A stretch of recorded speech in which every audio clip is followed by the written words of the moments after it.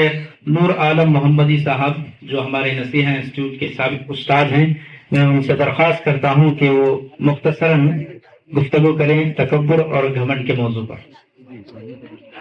السلام علیکم ورحمۃ اللہ وبرکاتہ۔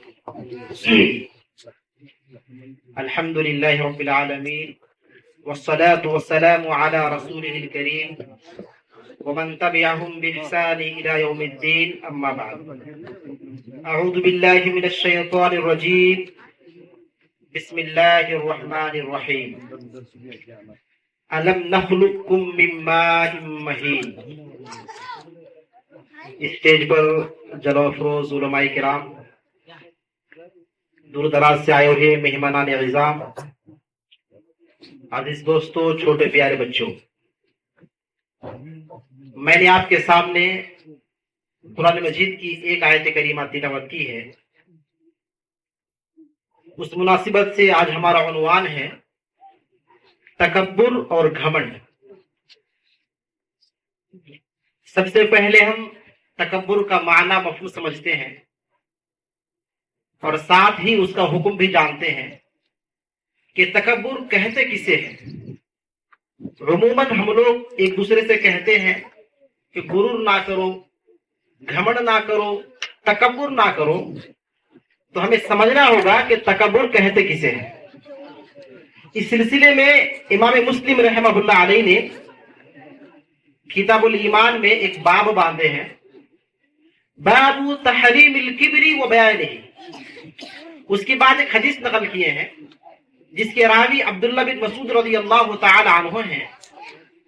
وہ کہتے ہیں کہ اللہ کے رسول صلی اللہ علیہ وسلم نے ارشاد فرمایا، لا يدخل الجنة من كان في قلبه مثقال ذرة من کبر۔ ہر وہ شخص جنت میں نہیں جا سکتا جس کے دل میں ایک ذرہ برابر بھی کبر ہوگا، گھمنڈ ہوگا۔ صحابہ رسول نے پوچھ لیا، اللہ کے رسول، گھمنڈ کسے کہتے ہیں، غرور کسے کہتے ہیں، تکبر کیا چیز ہے؟ اگر کوئی اچھا کپڑا پہنتا ہے تو کیا تکبر کہلائے گا؟ اگر کوئی مہنگی جوتی چپل خریدے پہنے تو کیا یہ بھی تکبر کہلائے گا؟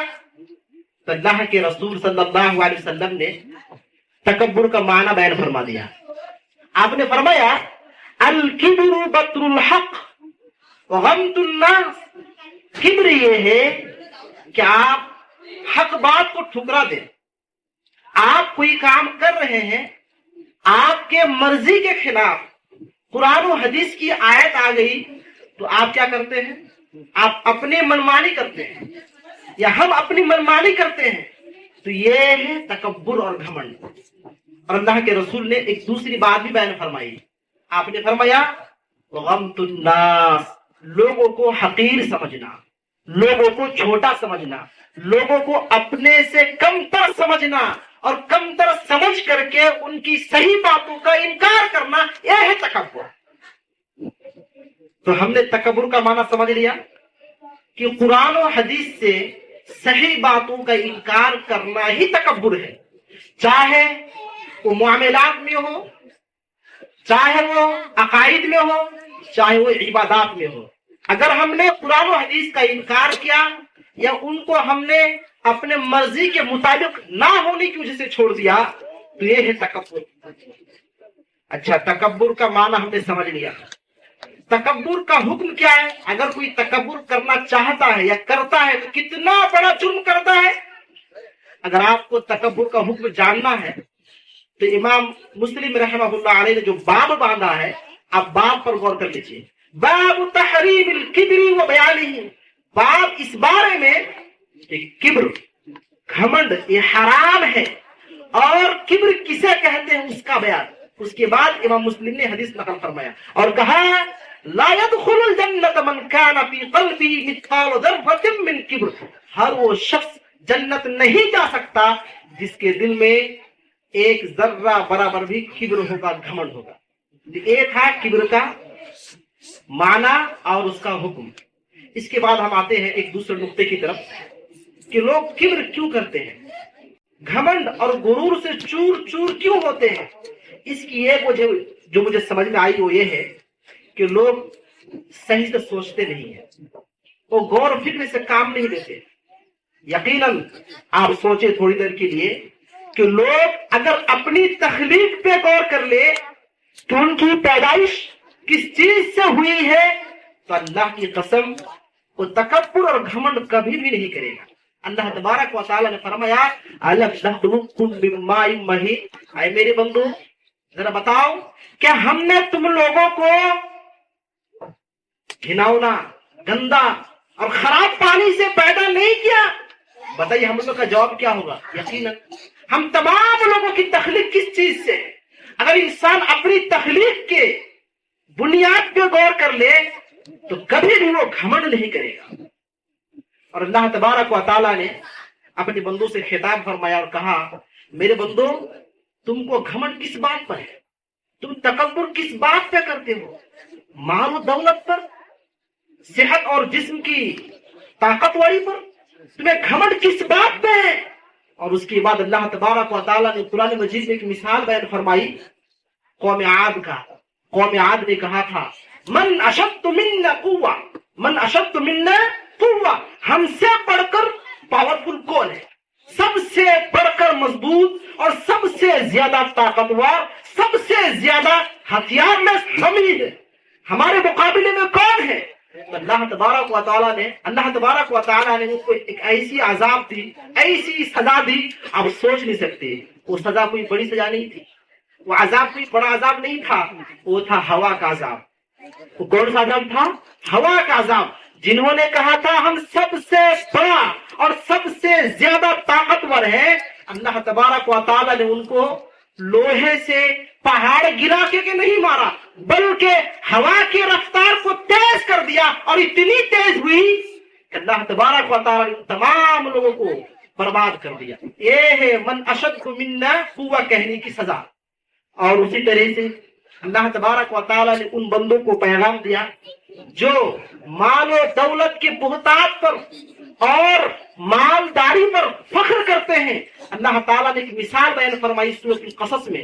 अल्लाह ताला ने कहा, मेरे बंदो सबक लो, एक बंदा था कारून, जिसके पास इतने माल और दौलत और इतनी फरावानी थी कि एक बड़ी जमात उनकी चाबियां ढोती थी, कुंजियां चाबियां ढोती थी, एक बड़ी जमात। बताइए उनकी दौलत का क्या कहना होगा, कितनी सारी दौलत थी।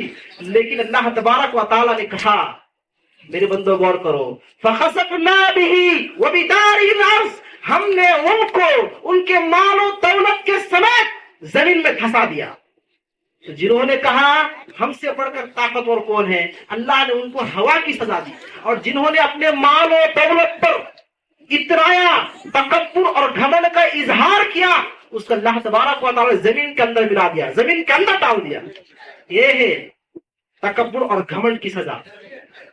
और एक जगह अल्लाह तबारक व तआला ने अपने बंदों के बारे में कहा, मेरे बंदों में घमंड किस बात पर है?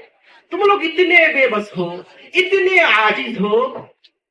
अगर तुम किसी के जेरे निगाह नहीं हो, अगर तुम पर किसी का बस नहीं चलता, अगर तुम खुद ही मालिक हो, तो सुनो एक चैलेंज है। और अल्लाह तबारक व तआला ने चैलेंज क्या दिया? अल्लाह ताला ने कहा, फलौला इन कुंतुम गैर मदीनीन तरजिऊनहा इन कुंतुम सादिकीन।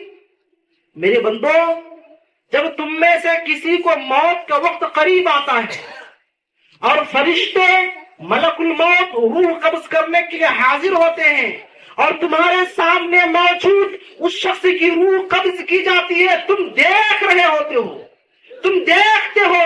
फलौला इन कुंतुम गैर मदीनीन, अगर तुम किसी के ज़ेरे निगाह नहीं हो, अगर तुम्हारा कोई मालिक नहीं है, अगर तुम खुद ही मुख्तार हो, तरजिऊनहा इन कुंतुम सादिकीन, उस रूह को वापस करके दिखाओ, उस रूह को रोक करके दिखाओ।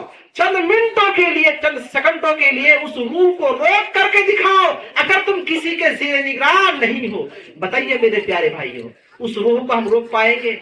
चाहे हमारी माँ हो, चाहे हमारे वालिद हो, चाहे हमारे रिश्तेदार क्यों ना हो, अगर उनकी रूह कब्ज की जा रही है, हम वहां बैठे हैं, देख रहे हैं कि इनकी वफात का वक्त करीब आ चुका है, तो बताइए उनकी रूह हम वापस ला सकते हैं?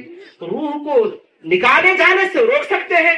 قطعاً نہیں. تو اللہ تبارک و تعالیٰ نے ڈھیر ساری آیتوں کے ذریعے سے اور اللہ کے رسول صلی اللہ علیہ وسلم نے ڈھیر سارے احادیث کے ذریعے سے اپنی امت کو لوگوں کو یہ پیغام دیا، لوگوں اپنی حقیقت کو کبھی نہ بھولو، تم اللہ ہی کے بندے ہو، کتنے ہی بڑے ہو جاؤ تم اللہ ہی کے ماتحت رہو گے، اللہ ہی کی طاقت کے زیر نگاہ تم کو رہنا پڑے گا. انسان کو تکبر کس بات پر ہے؟ تھوڑی دیر کے لیے آپ سوچئے، بس بات ختم کر رہا ہوں. تھوڑی دیر کے لیے سوچئے، ہمیں پیدا کس نے کیا؟ ہماری امی نے. ہمیں چلنا پھرنا کس نے سکھایا؟ ہمارے رشتہ داروں نے، ہمارے والدین نے. بڑے ہوئے تعلیم کس سے ہم نے لی؟ اساتذہ سے، ٹیچر سے. ہم نے بڑے ہو کر کام کرنا کن لوگوں سے سیکھا؟ ہمیں ترجیح کن لوگوں نے دی؟ ہمیں کام کس نے سکھایا؟ غیروں نے. مر جائیں گے غیر ہی اٹھا کے قبرستان پہنچا دیں گے. تکبر کس بات پر ہے؟ گھمنڈ کس بات پر ہے؟ شروع سے لے کر آخر تک ہم دوسرے کے محتاج ہیں. دوسرے کے محتاج ہوتے ہوئے تکبر کرے اس انسان سے بڑا پاگل کون ہو سکتا ہے؟ تو یہ تھی چند باتیں. ٹائم ہو چکا ہے. اللہ تعالیٰ سے ہم دعا کرتے ہیں اللہ ہم تمام لوگوں کو اس بری صفت سے، تکبر اور گھمنڈ سے بچائے. اس کا اتنا خطرناک انجام ہے. اللہ کے رسول نے فرمایا تکبر کرنے والا جنت نہیں جا سکتا. اگر ہمارے آپ کے دل میں تکبر، غرور، گھمنڈ نام کی کوئی چیز ہے، آج ہی توبہ کرے. تکبر کرنا ایک کبیرہ گناہ ہے، لیکن توبہ کرنے سے اللہ تبارک و تعالیٰ اس گناہ کو معاف فرما دیتا ہے. اللہ تعالیٰ ہم سب کو نیک عمل اور نیک سمجھ کی توفیق دے. آمین ثم آمین. وصلی اللہ علیہ وسلم.